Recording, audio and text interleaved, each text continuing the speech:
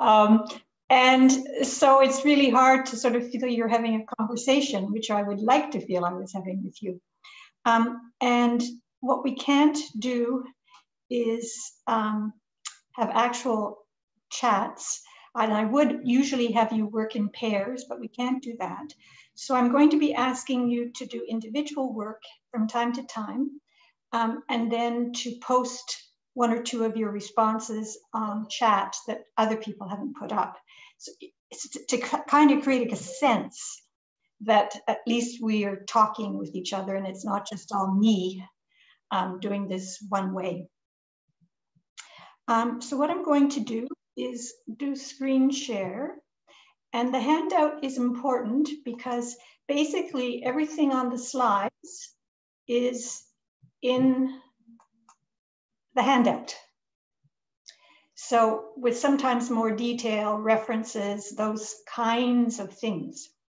So I'm hoping that the handout, you'll use it during the session, but also that you'll have it to take away, because we only have an hour and a half. And if we don't get finished, at least you'll have everything on that handout that I was hoping to raise as issues. So the first thing I want to say is something about the title. And I chose this because, you know, we each bring a particular perspective to our research. So although what I'm doing is talking about qualitative research as a process, and there are many different approaches to qualitative research, I'm bringing a narrative researcher's perspective. So what I'm going to be talking about are things that I think are generally applicable in doing qualitative research, but you have to always remember that I'm bringing a narrative researcher's perspective. And especially when I get into more detail, you'll see the ways in which my narrative perspective colors the ways I talk about the research process. So what I want to do to begin, because I take a narrative researcher's perspective, is just remind you or tell you, if you aren't familiar with narrative research, kind of its roots, where it comes from. So narrative is both something that happens in daily life and it's also research. So in our daily lives, we tell narratives all the time. Like later today, you might say, oh, you know, I was very busy today, but I attended this session online and then it raised some interesting questions, but in the end it kind of got boring. So I left because it wasn't so exciting. And then I went off and did da-da-da. So that's kind of an account. And so what we do is we use narratives in our daily lives to tell our experience to ourselves and to others. And these narratives in our daily lives always have an actor, like I decided to attend the lecture, but then I decided to leave. They have a time, you know, it started at this time and then I left, and I left because I wasn't so interested, but I also had another meeting I had to go to. So that's how we use narrative in our lives all the time. So to me, narrative is an interesting way to do research because it builds on that idea that we're always telling narratives all the time to ourselves and to others. But there are different ways of thinking about and approaching narrative research. One is sociocultural, and that's not one that I practice, but it's focusing on what are the broad cultural narratives that describe individual experiences. So for instance, if we think about PhD experience, there's kind of one cultural narrative is, oh, it's really challenging and daunting, and sometimes the supervisor is not able to provide the help that's needed. That's kind of like a cultural account. There's a naturalist one where you're focusing on individuals' lives. What are they telling us about their personal experiences and significant issues? And then there's a literary approach where you're saying, how do people talk about things? Do they use a lot of emotion or emphasis? But the literary approach is usually combined with either sociocultural or naturalist. And if you know anything about our work, then you'll know that we take a naturalist stance. So we're really interested in individuals' experiences. So how did the person experience their lives? And so we think about it as an autobiographical or biographical, geographical, historical account, because it's situated in someone's biography. That means at a particular time and place, location, in a historical context. And what we're interested in is how the individual's history, their past experiences, their agency, their goals, their efforts to achieve things, and their hopes are brought to bear in navigating the external structuring factors that occur in their lives. Now, that's all I'm really going to say about narrative directly. I'm going to return to it later on in terms of how it affects the research process. But on your page 1, where this is in your handout, you'll notice there are a number of references there about narrative if you want to explore narrative more, if narrative is new to you. So now I want to go on to the research process. So how do you see the research process? I'm assuming you're all doing some research in some manner. And I want you to make a list. You see a space on page 1. Make a list of the steps and stages that you think are part of the research process. Try to generate at least 5. And once you've written down as many as you can think of, use chat to name one, so I can just see. Now, if I can find chat, can I find chat? While you're writing, I'm going to find chat. I can't do chat while I'm doing screen share. Is that right? Is that right, Natasha? I think that's right. So if I do stop share, then I can look at chat. Okay. Okay, so you're still, I hope, writing down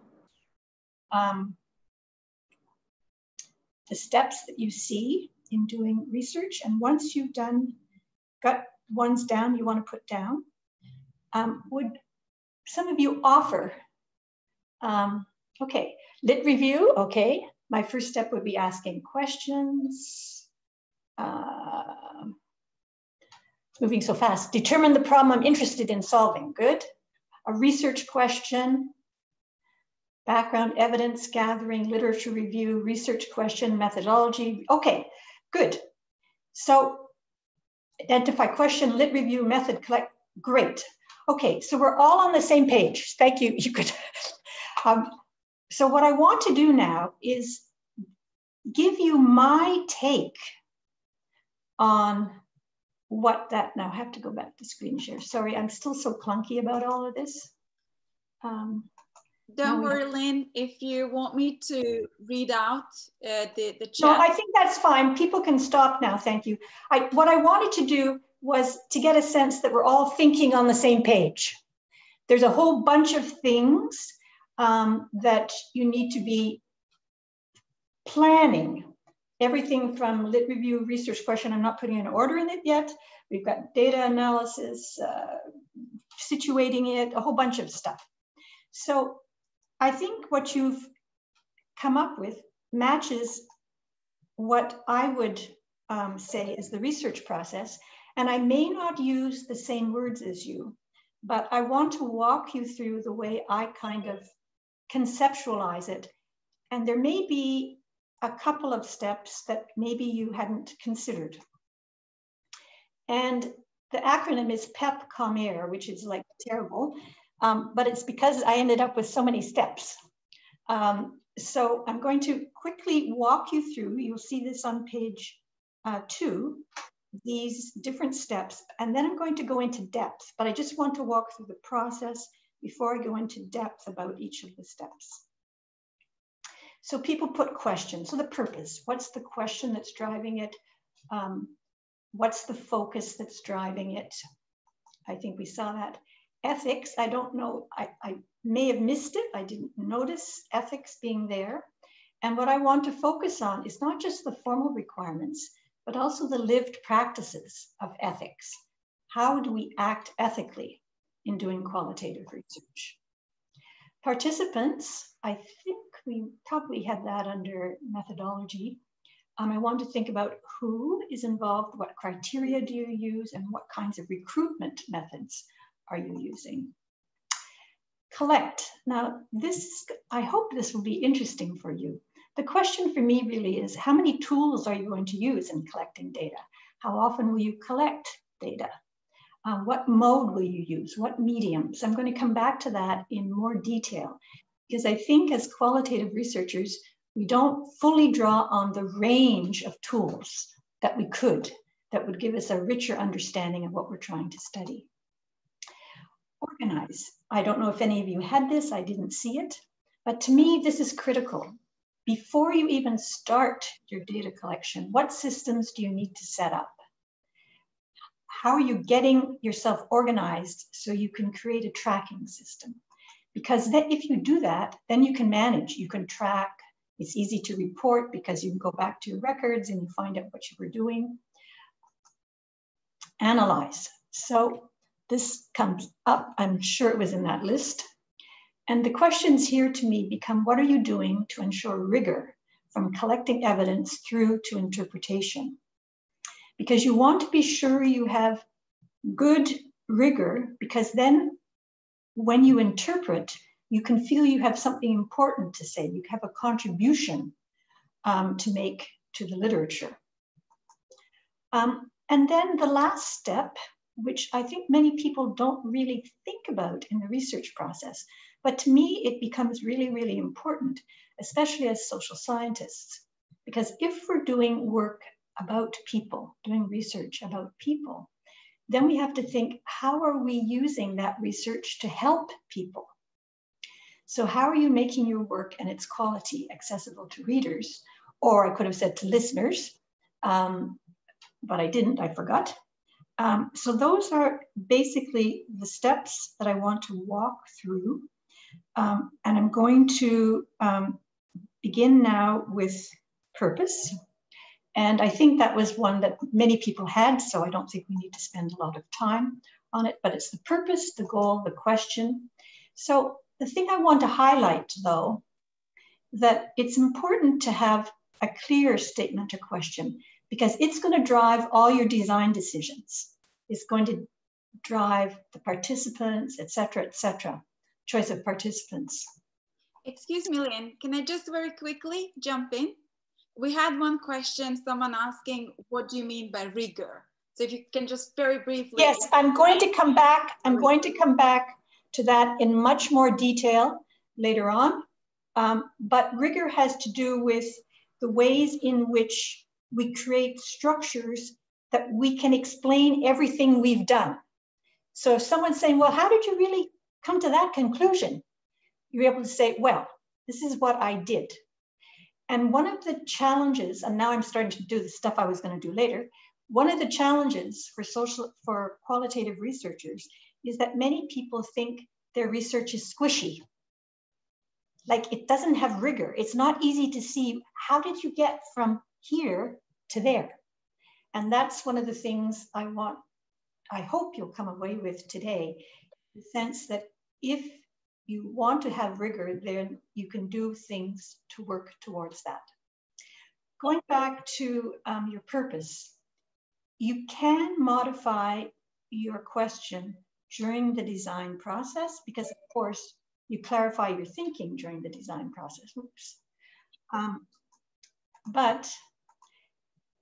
And you may modify it in the analysis, but you can't really substantially, because you've already collected data in light of the question you asked.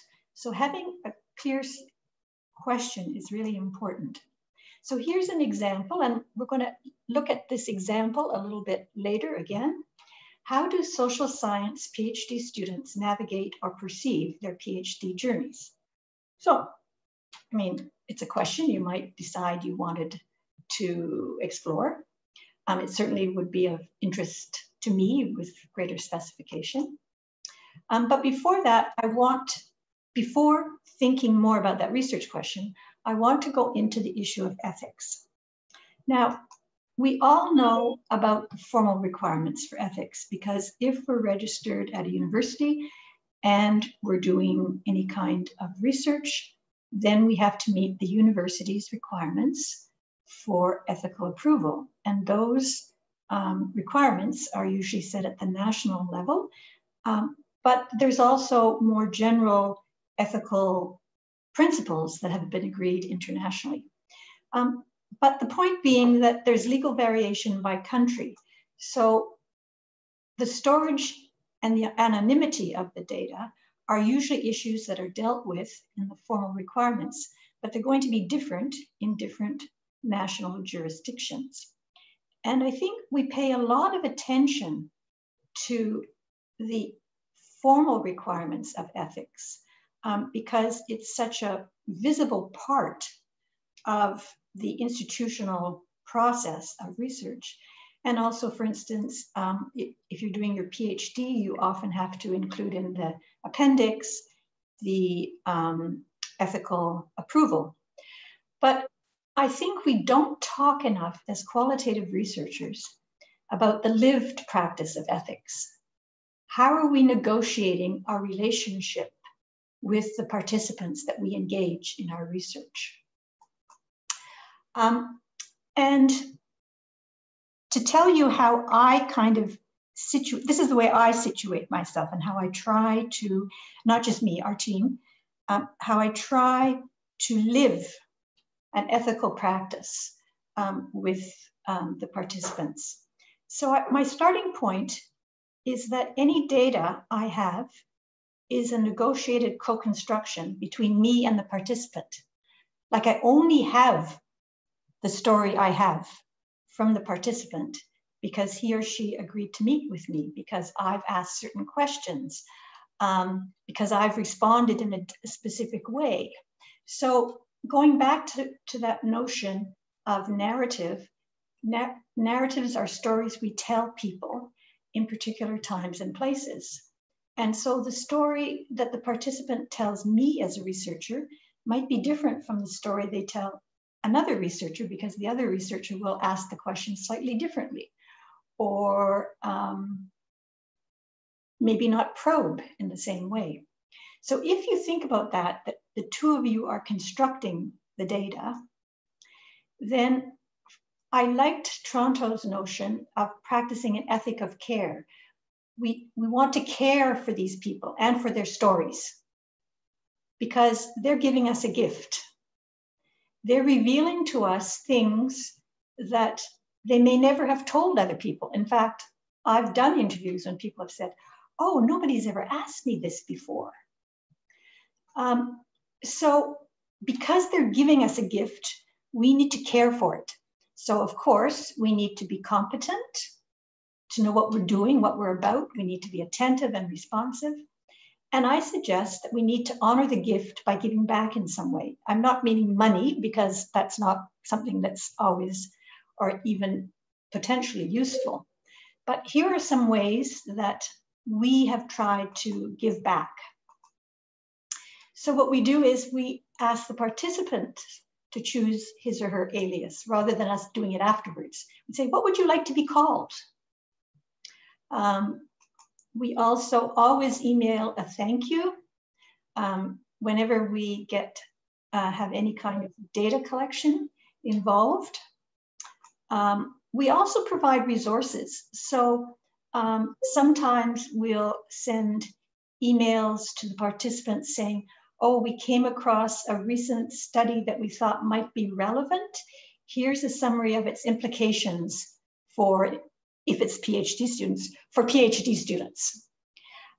Sometimes we'll also provide more specific resources. If someone says, oh, I'm not sure I know what to do about X, Y, or Z, if we have that, we would, an access to that resource, we would let them know. So what we're trying to do is reciprocate in some way for the gift that they're giving us. We also offer a review of transcripts, and people can remove excerpts from transcripts. If you've been doing the same thing, you'll probably find that most people don't remove anything, but at least they've had the chance. we also send them a report on the outcome. So we'll say, well, we were able to present at this conference, or we've been able to publish this paper. And the other thing is, and this is really, really important, and I say it's exceptionally, but if a participant ever wants to withdraw from a study and have their data destroyed, then it's so, so, so important to do that immediately and quickly, and to track down all the data you can. Like if there's a team, make sure that it's all destroyed. And at the same time, you have to say to them, yes, everything's been destroyed, but we've already published X. And so in there, it was your alias. We can't change that now, but you will no longer be part of the database. So I've spent quite a bit of time on that, but I think it's important because, again, it frames everything that happens, because as soon as you start contacting participants, which we're going to look at next, this ethic of care comes into play. So let's look at participants next. So this is this question I showed you before, a possible question. So who would you want to collect data from if this were your research question? So would there be more than one stakeholder? I would say there could be, especially if you look at the word navigate. So if the question was, how do social science PhD students navigate their journeys? It could include supervisors. It could include program directors, because navigate doesn't say whose perceptions. Whereas if we said, how do social science PhD students perceive their journeys, then it would sound as if it's probably only one stakeholder, which would be the students. But how many? And the question in qualitative research is, how many is enough? And you've probably had this discussion with a lot of people. And I think it comes back to one of the ways of thinking about it is the extent to which you're capturing enough of the different perspectives to be able to be representative in answering your question, but also how much depth of data, how many sources of data for each case are you collecting? So you're trying to balance breadth and depth, and I'm going to just mention that again later on. What are your criteria for selection? This is when you're going to be able to really begin to focus and refine your research question. Where are these people going to be? In only one country? In only one university? In only one type of university, like a research-intensive university? In only one department or faculty? At the beginning of their PhD? At the end of the PhD? In the middle of the PhD? That pushes us to think more about, is the question clear? Do we want to refine it some more? And then you come to recruitment. How are you going to do that? Are you going to do it in face-to-face, which we can't do these days, but we used to be able to put up a table outside a coffee shop with info about the thing, or have someone announce it in a class. Are you going to email? Are you going to snowball? What are the range of ways? So here again, it's important to be creative. And so reminder statement I said before, your participants, you're aiming for representativeness. You want them to represent the breadth of your question, but you also have to be thinking of what's the depth of the data that you're going to be collecting. And so now I'm going to move on to the data collection, because I think, as I said earlier, that this is where we often, and I didn't originally when I began doing qualitative research, we often don't use the range of data collection tools that it's possible to use. So interview is the most common tool. I expect everybody in this group would put up their hand if I said, have you ever interviewed someone for research? And there's different kinds. There's unstructured, semi-structured, structured interviews. Sometimes, but not often, they can be written. I've seen the use of written interviews, but I think usually they're oral. The thing that I want to highlight about interviews, though, is that they're language-based and they're interviewer-owned and planned. So you set out a protocol and you work your way through it, whether it's unstructured, semi-structured, or structured. You modulate it a little bit. It's always depending on people representing their experiences in a linear fashion using text. And interviews are often retrospective. They're asking us about past experience, not about the present. So I want to explore a little bit other tools. So you could have tools that could be used before or after the interview, but if with the interview, then when? Do you do it before or during? And then you can draw on those to probe? Or do you do it after to expand and clarify on what you found out during the interview? So what I want you to do now is make a list of different data collection tools you've used or read about, and try to come up with at least 3. And then, as before, post 1 or 2 on chat, and so we can see what you come up with. And I'm going to stop share. And if I may add, Lynn, there have been there has been a very vibrant discussion in the chat about using pseudonyms, about how you go about it in relation to gender, in relation to your participants' choices, how to negotiate everything. I'm just trying to summarize it. So I'm not sure if you want to have a look. Great, thank you. My idea would be, is there some way to save the chat and I'll compile kind of a response afterwards that could be sent to everybody?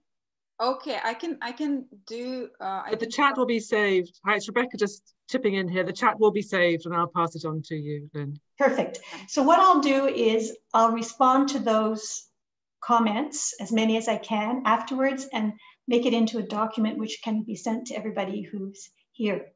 So let's go to, I do have someplace, graphic elicitation, photo voice, diaries, social network diagram. This is great.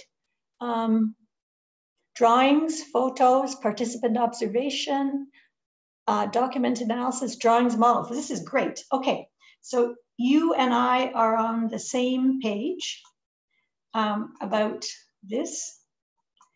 And now I need to go forward. And I'm going to show you a few tools that we have used.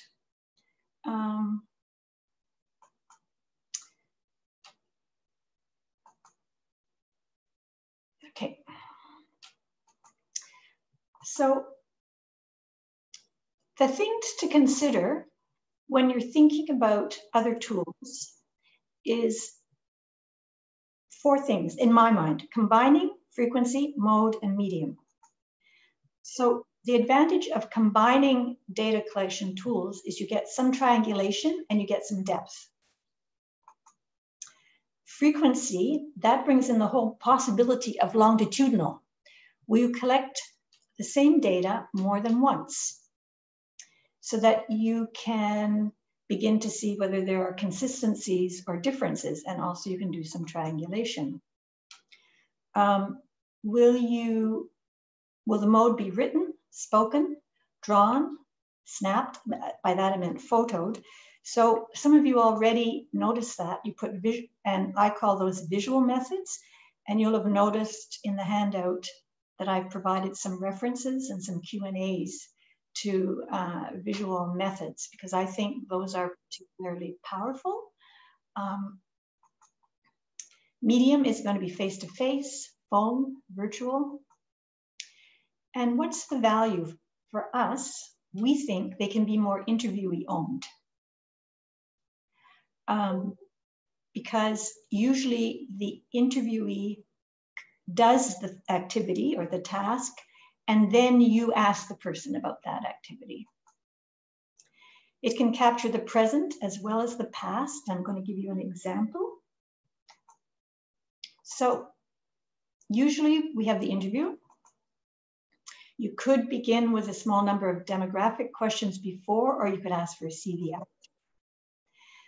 We use this tool, and you'll see it on pages 3 and 4. It's not exactly how we used it in our research. It was a week in the life, and we asked people to complete it about the week they were in. So, and then we would interview them about it afterwards. So that was very much a focus on the present. And it was asking them what they were doing, how many hours were they spending on this and that, who were they interacting with. So rather than thinking about their past or their cumulative experience, we were trying to focus on just 1 week. What is a week in the life of a doctoral student? Another thing is a journey plot. We've used beginning and during, so that's kind of a drawing. And I'm going to introduce you to one that we've used in a lot of different research for a lot of different purposes now, which we have found to be very powerful, because what it does is it focuses on motion, on emotion, and it is something that the participant can complete in 30 seconds, 45 seconds. It doesn't seem to call for much deep thought. And then you can unpack it. So I'm assuming you're all at some point in doing a PhD, or you have completed a PhD. And in the graph on page 5, the horizontal axis represents time from the start of the PhD to graduating or to today. The vertical axis represents emotional highs and lows. That's the graph you have. So take your graph on page 5 and put your start date for your PhD down at the bottom on the left. And then at the stop date, either graduation or where you are, 6 months in, 8 months in, 2.5 years in, and mark the years or the time. So does everybody have that? If you do, then I would like you just to think about your PhD experience and draw the emotional highs and lows of the journey. You're not going to talk to anybody about this. You could, but just draw it.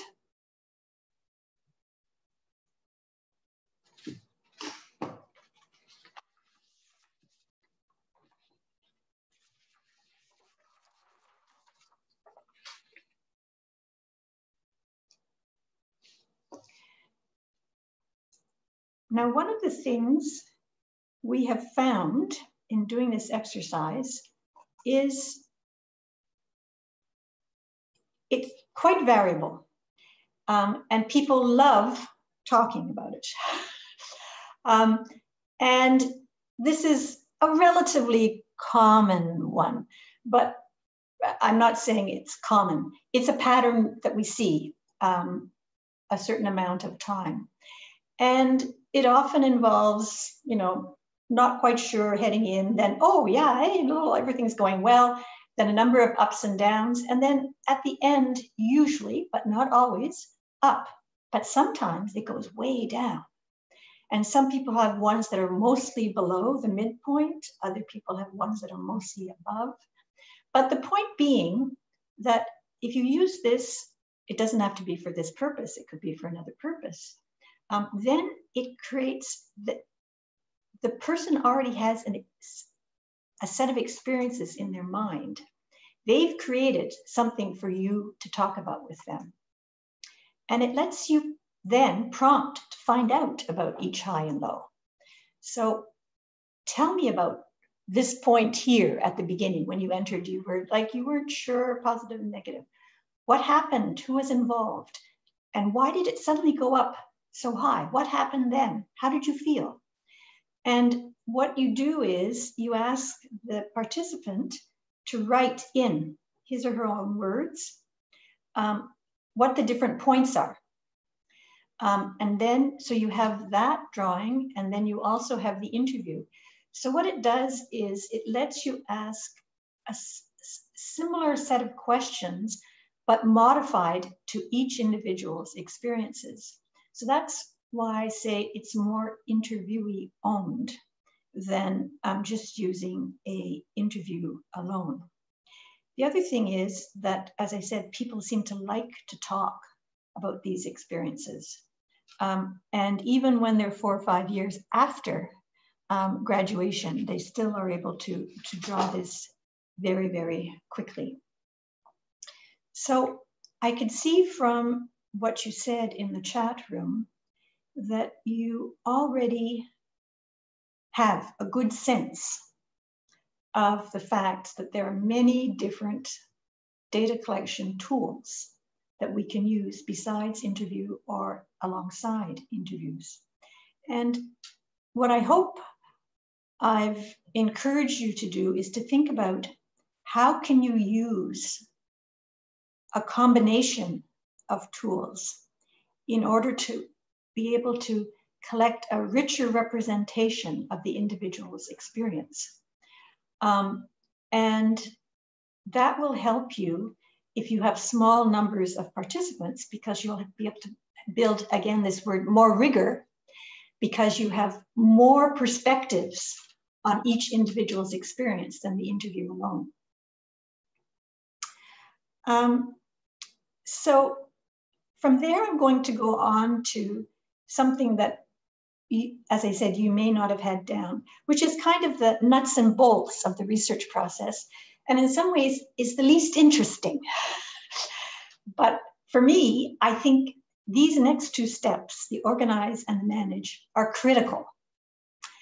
And even though they're boring, humdrum, etc., to me, they're really important to think about in terms of the ethic of care.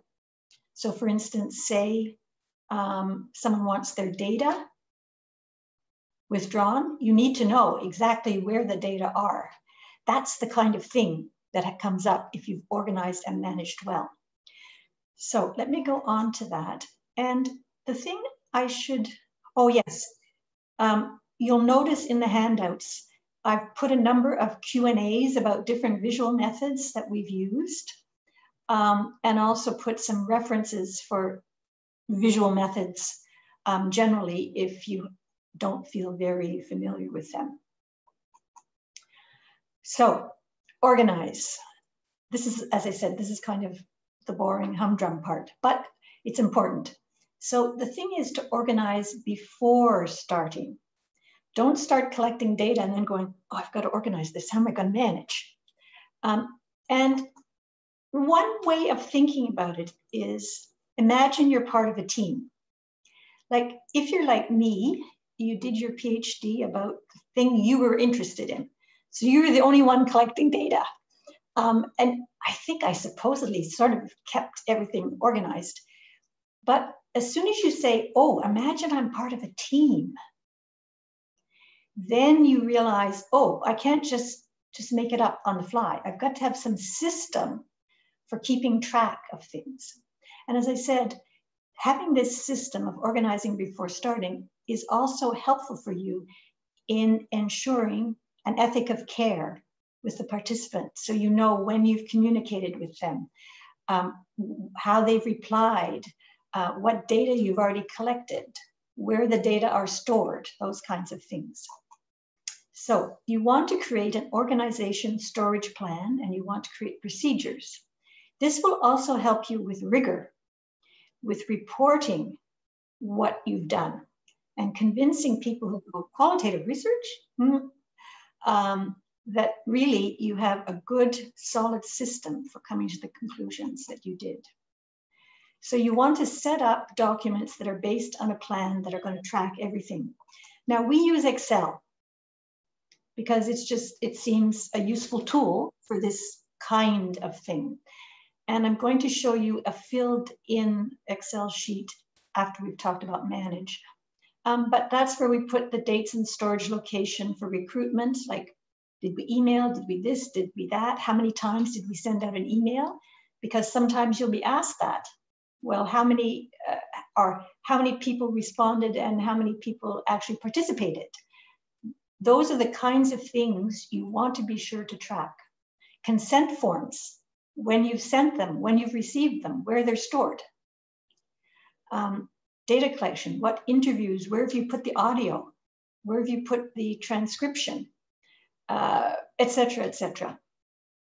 So what you want to do is work through in your head what data you're collecting, what you're going to do with the data, and then set up this Excel sheet.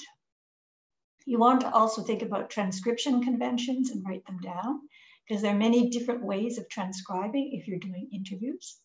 The same with visual methods. If you're interpreting them in certain ways, you want to make notes about that. I've put here for you, I don't know if many of you have heard of this and I haven't checked it out, but there's an English transcription program called Otter that others have told me is good. So if you're looking for help with your transcription, you may want to check it out because it's a certain version of it is free. And the people I've talked to who've used it feel it's 90 to 95% correct, accurate. You still need to listen to the audio and verify it, but they said it's really the best thing that they've seen so far. Then the other thing you have to do is how are you going to organize your data to analyze them? And I really would strongly recommend using a dedicated analysis program. It's like anything else. If you have a program that's designed to do what you want it to do, then it's going to make your work so much easier. I know people who still try to do analysis using Excel and Word documents, but I feel if we want to have rigor, then we should be using a dedicated analysis program. Now, but the point is the analysis program doesn't code for you. Unfortunately, it would be nice if it did. You still have to do all the work, but at least it provides a context or climate in which you can play around with the data in a way that I feel you can't in a non-dedicated program. And there are many different programs. You've probably heard of all of these. You may be using these already. We have used NVivo, Ethnograph, and MaxQDA, and we've ended up using MaxQDA consistently because we find it's been the most useful for us. But you really need to explore that. And if you want to continue doing research in any fashion, it's worth investing in. Because if you want to do another study or go back to your data, it's easy to do. And of course, you have to play with it to find out how it can help you. It's like any new program, you have to, as I say, play with it to learn it. And I provided in the handout this URL where you can go and look at different kinds of qualitative software that are reviewed and critiqued. And I think it's quite a helpful website if you haven't done any exploring of qualitative analysis programs. So this is all part of organizing, getting all your ducks in a row so that when you start collecting data, you have a system already in place. Now you may have to modify it a little bit, but you have a system in place. And that means the next step is so easy, managing, because you've set up a system. So if you've organized, life will be easier because you already know, okay, I'm going to use the Excel sheet whenever I contact or recruit. Populate the structure you've created. And this lets you track progress and it lets you track your storage of the data.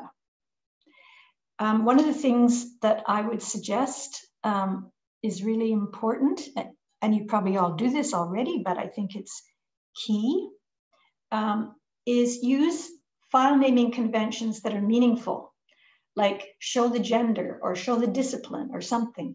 Have so that your file naming conventions are consistent and they tell you something about the file. Maybe the date. If there's more than one journey plot being used, it would be plot 1, plot 2. So all of the file name gives you clues as to what the data are about. As I said, if you're using a dedicated program, take advantage of it, create variables and sets. People who've used these programs will know what I mean there. Maintain a dated logbook. This is so, so, so important. People will say, and you'll say, okay, who did I send that to? And one of the things that I think is really lovely about the dedicated programs, they all have dated logbooks in them. So it's very, very easy to be able to keep your logbook up to date when you're managing your data. You put your research notes when doing data collection. You can note when new data are added. You can note issues with data collection. Ooh, that interview was more problematic than I'd expected. So here is an example of an Excel sheet from an earlier study, as you can see a long time ago, where at the top, very first row at the top, you can see we've put down the file naming convention. We've named how the file should be named. Then we've used names to show gender. And then you can see we've got logs being sent. We've got pre-interview questionnaires being sent. We've got interviews being done. We've got transcripts being done. So all of this is being reported. We can quickly go back and say, how many logs did we get? So Mike, we only had 2 there. Here, Monica, we had 3.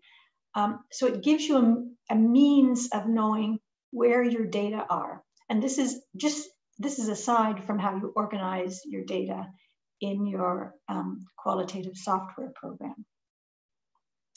So that gets us to the fun, what I think is the fun, but the hard part of research, which is analyzing and interpreting. And here what I want to do is really highlight the difference between a general qualitative approach to analysis and interpretation and a narrative approach to analysis and interpretation. So what I want to do is walk you through how I see analysis and interpretation generally being done in a way that, to me, I'm coming back to this word again, helps ensure rigor, that helps ensure that it's really robust, that you could always track back, that you can explain to others. So the first thing, and you'll see this on page 7 and 8, before you actually start analysis, get a sense of what you actually have. And by that, I mean read or look at everything. We often forget to do that, I think, as qualitative researchers. But we collect data over a period of time, and recency has an influence on what we recall. So if you've been interviewing people over 6 or 8 weeks or 4 or 5 months, what the data you have most recently is going to be most present and influencing your thinking. So it's really important to go back and read through everything. Remind yourself of the big picture in relation to your research question. And then you can begin what I think is such an hard, not so much talked about, is begin data reduction and display. And the book by Miles and Huberman, 1994, has been republished a number of times. I don't know how many people, how many of you are familiar with the book, but I think it's a wonderful resource because what it says is when you have a lot of data, you've got to try to make sense of them. So you've got to kind of represent them. You've got to display them and reduce them, especially with a lot of data, in a way that's low inference and avoids interpretation. Because you don't want to interpret yet. You're just trying to make sense of what you have.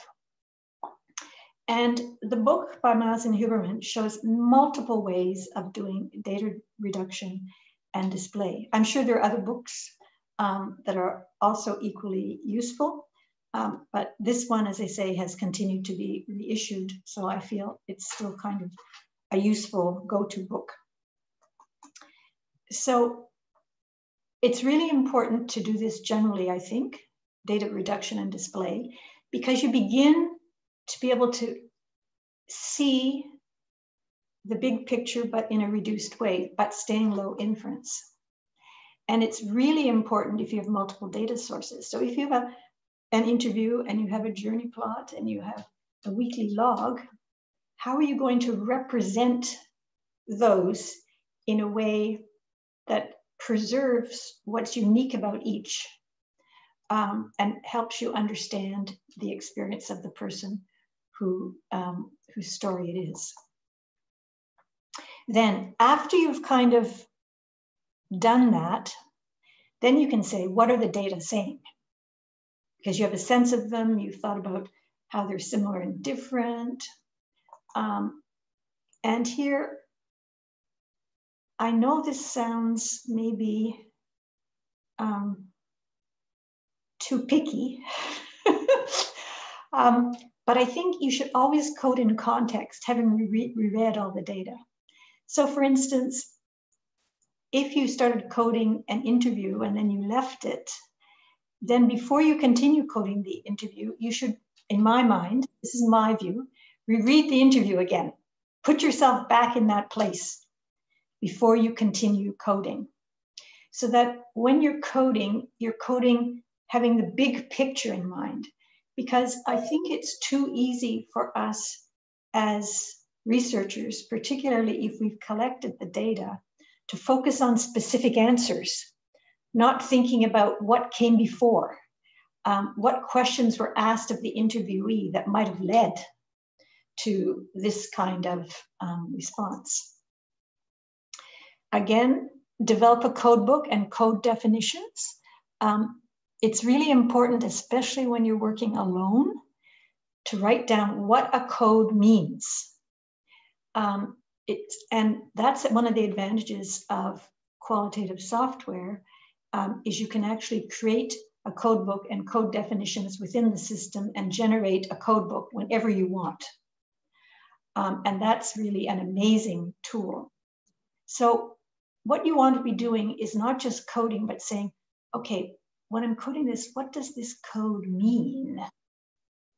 And you should be in your code book talking about how you code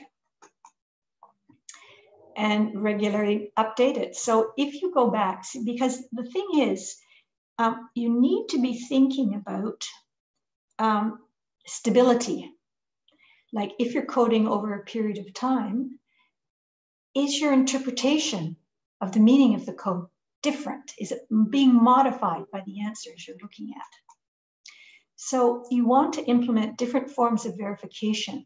So after you've coded, say you've coded, I'm just going to focus on interviews. Say you've coded 8 interviews. You should then go back and look at interview 1 and interview 2 and see if you would code them differently. And if you would, that means maybe that your definition of the code has changed. So that notion of just stability over time in coding becomes really, really important. Another thing is to do peer review. So even if you're working alone, you can find someone else who's working alone and say, could you read over my code book and look at one transcript and say, does this make sense to you? And you exchange, and they give you something from their work and you give them something from their work. That's another way of thinking about verifying the meaningfulness of your codes and also the stability, in that case, across more than one person. So you've done it this, you've finished your coding. So now you can say, step back, and what do you see? Now you're at interpreting. Once you've finished all your coding, look for patterns, clusters of codes, the meaning. So this is really where, in my mind, you step in, you say, okay, here's what I see in relation to my research question. This is the valuable contribution. This is what I want other people to know about. And so even though I put analyze and interpret as two steps in my research process, I see them as moving smoothly from one into the other, but I'm still trying to keep them distinct, that when I'm analyzing, I'm not yet drawing out the meaning for me. I'm still trying to make sense of what the data are saying. So with that, what I'd like to do now is move to narrative. Are there any questions about this process that Natasha, that I could answer before I go on?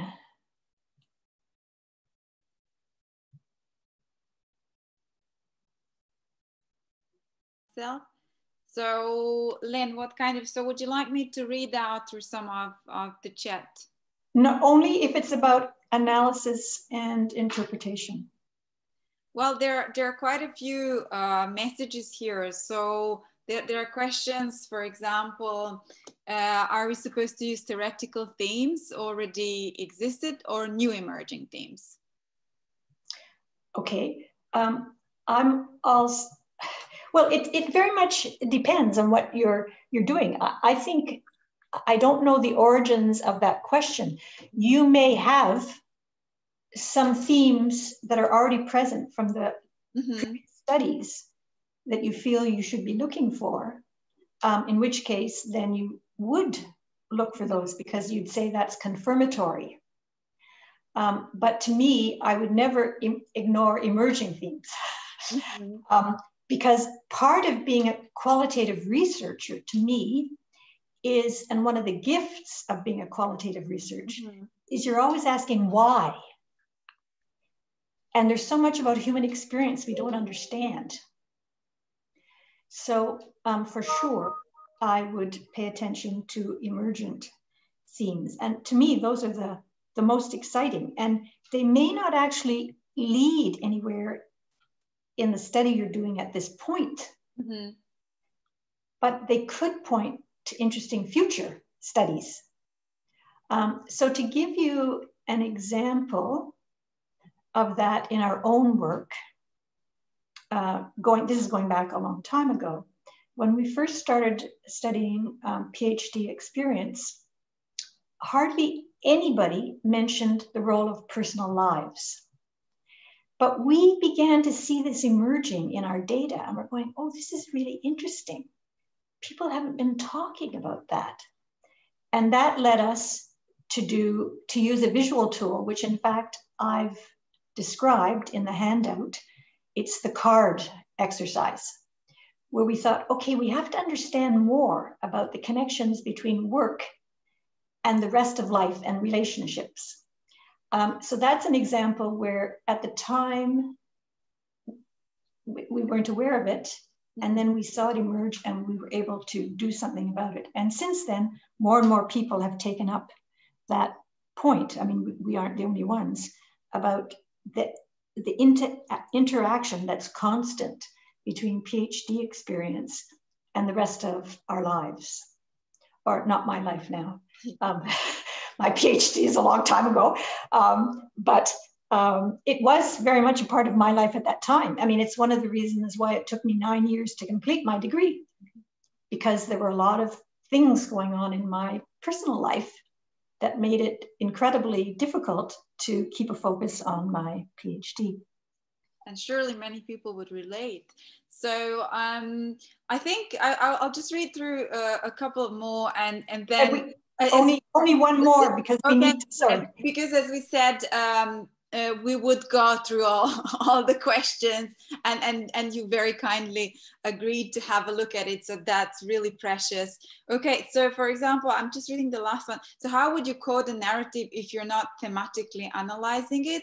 Would you always code? What if it is a holistic content analysis and not thematic analysis?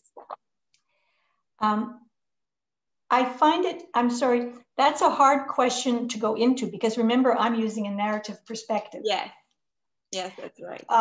So my first response is we tend to use a holistic perspective. That's our starting point. But at the same time, we can be very interested in specific things. So to give you an example, we're in our longitudinal research, which is the easiest one to draw on, we followed people for 4 to 7 years, and we tried to understand the totality of their experience. But what we began to see was interesting. We thought, there's something here about the relationship with the supervisor. We want to understand more about that. And then we did do a focused analysis where we said, let's see what they have to say. But we were always doing it within their broader life experience. And that's what I want to try to show in my next slide, is how in our narrative approach, we try to stay focused on the holistic nature of each individual's experience, and then seek out patterns of similarity and difference. I'm going to have fun reading the chat. I can see that. Okay. Definitely, I can say that. it's very engaging. It's very vibrant. So it will be interesting.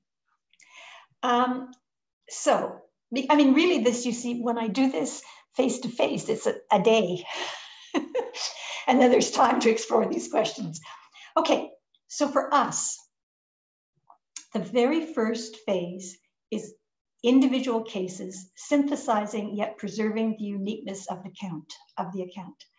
So here what we're doing is we're saying we want to try to encapsulate this individual's experience. And we don't want to interpret. So it's a form of data display. We're saying if this person read this, they would say, yes, that's my experience. And in fact, we've done that. We have sent people summaries that we've made and said, is this accurate? Does this represent what you told us? And that's part of the ethic of care. Because then if they say, yes, that's fine, then you feel, okay, I can go on to the second step, which is me interpreting the story. Because at least you've got the story right. So here, just as with general analysis, we read all the data, but just for the case, we stay focused on the case. We're not reading across all the data. And then we write a low inference summary where we preserve the story. And these are just for us. There are data displays. They can vary in length. They can be 500 words, they can be 300 words, they can be 1,000 words. It depends how much data we have. But what we're trying to do is summarize the different sources of data in a way that then we can look at without always returning to the original data. But we do return to the original data once we start coding. Because if we code at a broad level, we don't subcode. We're just going like this thing about supervisor, or it might be jobs held, or whatever. But we still keep going back to the data. We'll say, oh, okay, so it looked like that. Paul went to, he went to that firm, but was it a public sector firm or a private sector firm? Oh, I better check the data. And as I say, we sometimes ask the interviewee to verify the account. Have we left anything out? Or have we got anything wrong? So what we're doing here, you see, is we're keeping all the stories distinct. Whereas in the previous, more general approach to qualitative research, we often don't keep the stories distinct. We're looking across people. And then what we do is we have all these distinct stories and we look for patterns. So we're not trying to find all the people said this, or what we're saying is, are there similarities and differences that seek the saturation? And here it's our story then, right? We're saying, when we look across these 15 people who have just completed their PhDs, this is what strikes us about their stories. There are certain things that are similar, but there are other things that are quite distinct. And the reason we want to keep this distinctness is because of our approach to narrative, which is naturalist. We're trying to remember that each individual has a unique experience. So there may be similarities in their stories, but there's also going to be difference. So here you're doing these higher inference interpretations. And again, you want rigor, so you want some dependability in the conclusions you're coming to. So you could be using your code book consistently, finding a critical friend, having them read some of this stuff, intercoder reliability, stability over time, all the issues that came up with general qualitative research come up again. But here it's important that the individual doing the checking with you understands narrative. And I think that's one of the things that I find so exciting, is that more and more researchers in higher education seem to be taking up narrative as a research approach. Whereas when we began using it, it was really relatively rare, because I think it has some wonderful gifts in terms of what it can contribute to research.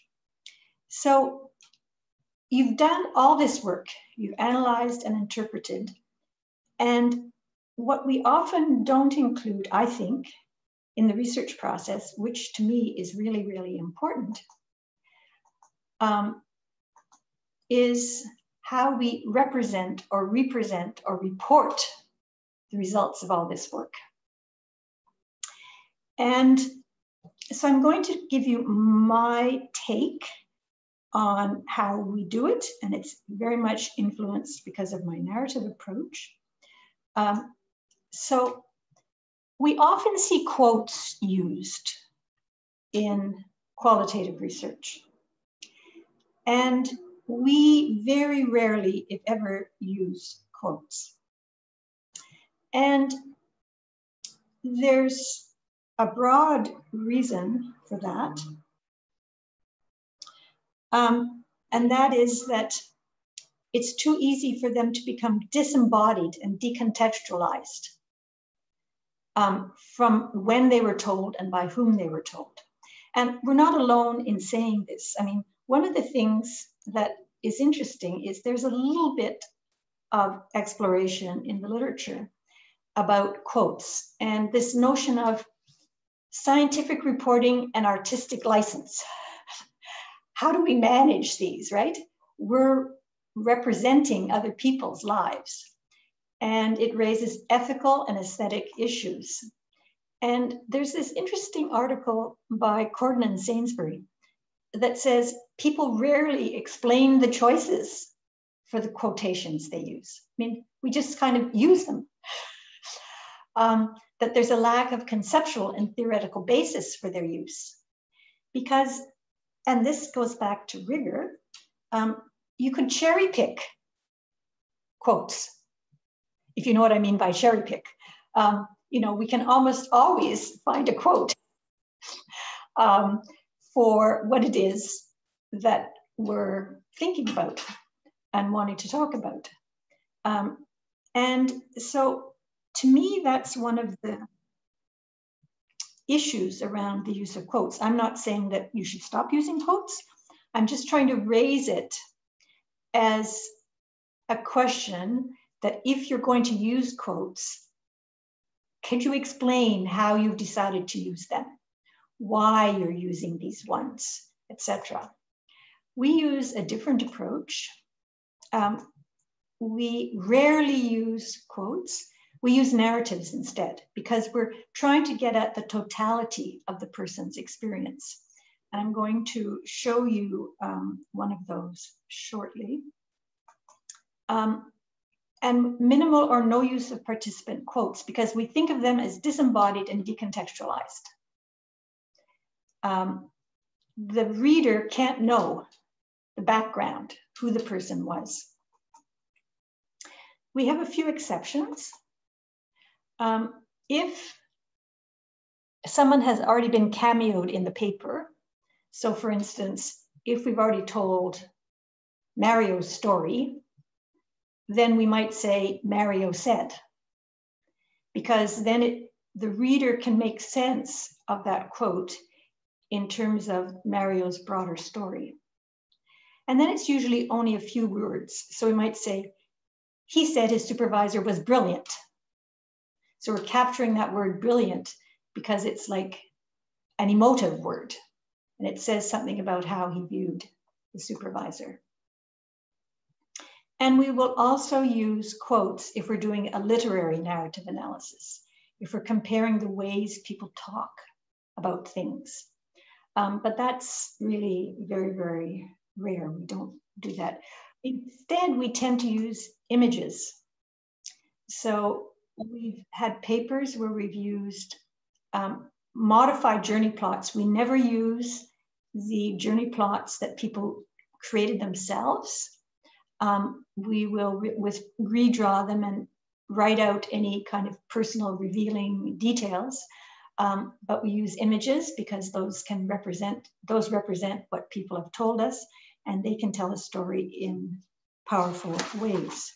So to give you an example of two ways in which we represent or report, you'll find on page 9 this textual account of Grant's career trajectory.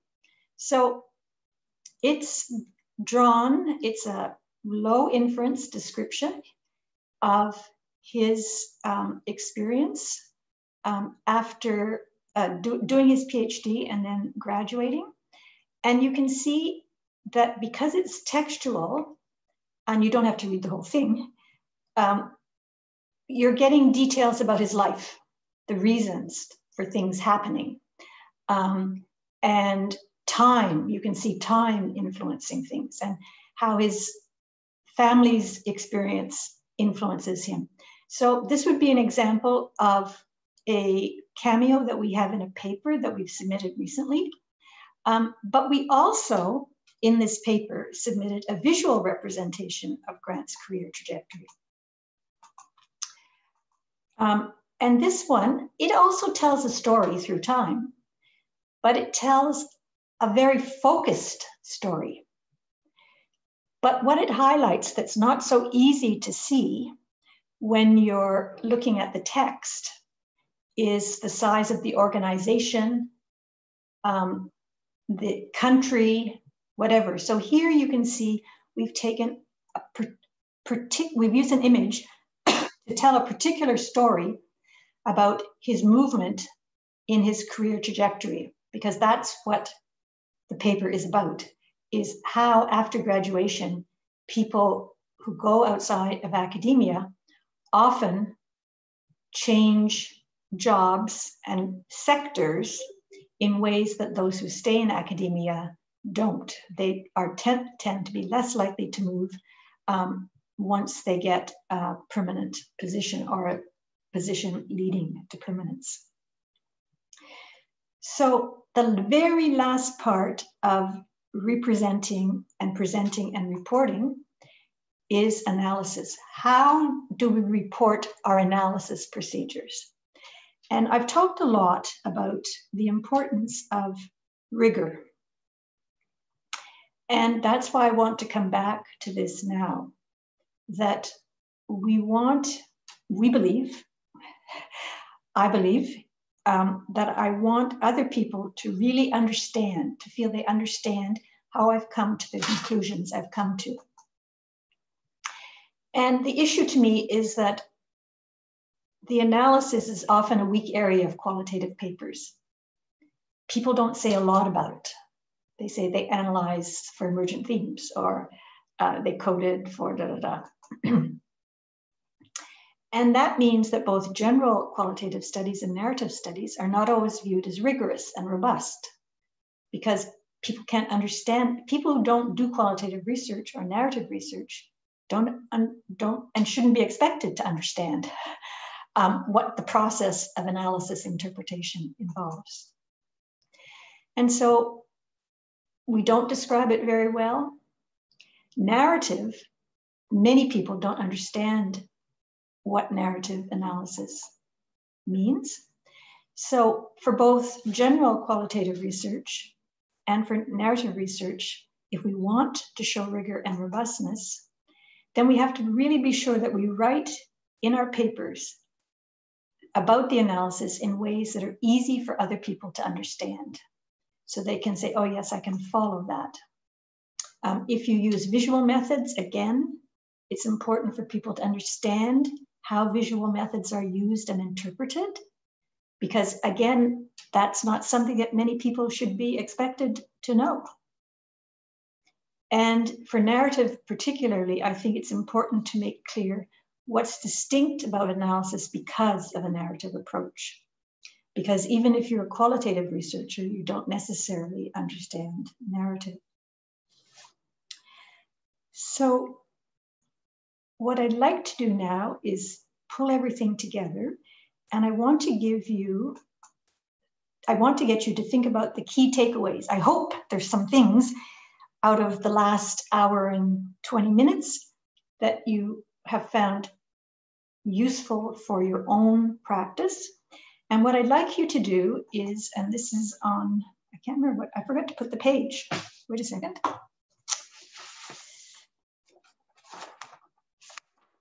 Page 10. Review your notes, and then on page 10, try to write down 3 takeaways, 3 things that you're going, okay, I think I could use this, I think I could use this, I think I could use this. And then note down if there are any action items attached. Does that mean, oh, that means I need to go and get that book? So would you just take 3 or 4 minutes to do that? And then I'm going to tell you my takeaways.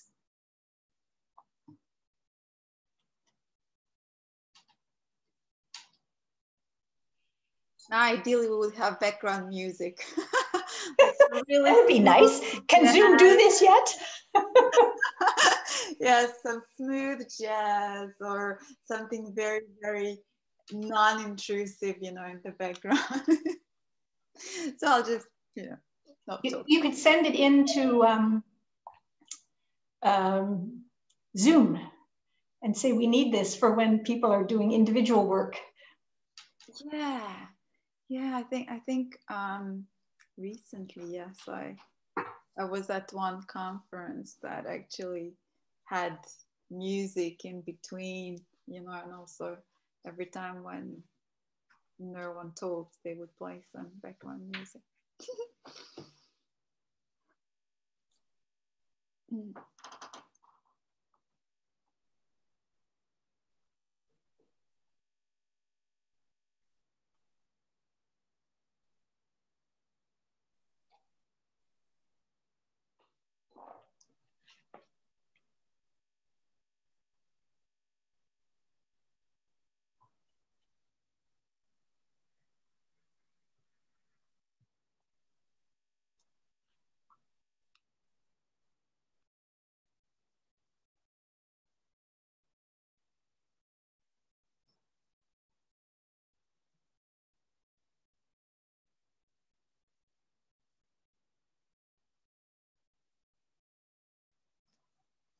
Okay, I'm going to hope you've had a chance to make some notes for yourself. I'm going to tell you mine, but mine needn't be yours. But since I asked you to do it, I thought I would tell you mine. There's no right design.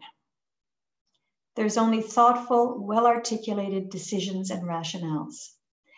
And if we record those, then we can create the rigor in what we're doing, that because we'll be able to really explain to anyone who's a doubter that what we've done is meaningful and valuable. So in my mind, I want to always think about more than one data collection point and tool. I've really become convinced that that's an important way of understanding experience. And what I haven't talked about, though I've included at the bottom of page 10, is some recent work of mixed methods, because that's an example of combining more than one data collection tool. And although I'm principally a narrative researcher, I also do some mixed methods work.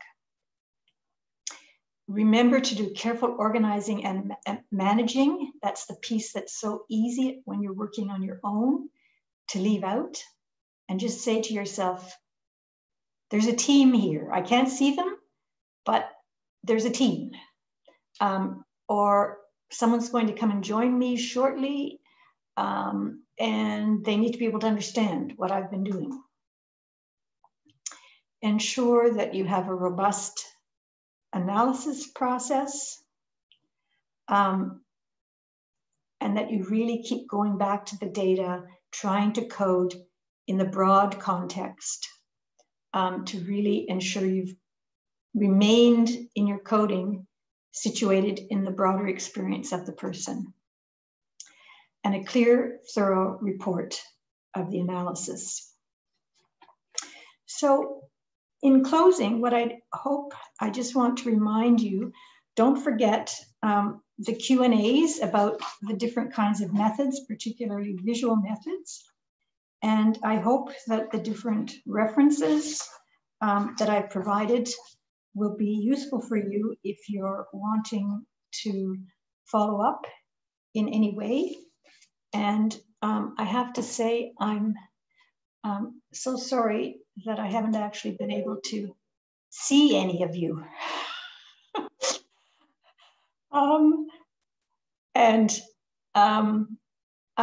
I wish you all the best in whatever your life holds, in your research, whatever. And good luck. Thank you. Thank you, Lynn. Thank you, everyone. This has been such a rich webinar with so much food for thought, I'm sure, for everyone. So I just want to close the webinar with saying thank you, of course, and thanks to everyone for attending the webinar, and we hope to see you soon at another event, public event. Thank you very much. Bye. Bye. Take care, everyone. Take care. Take care.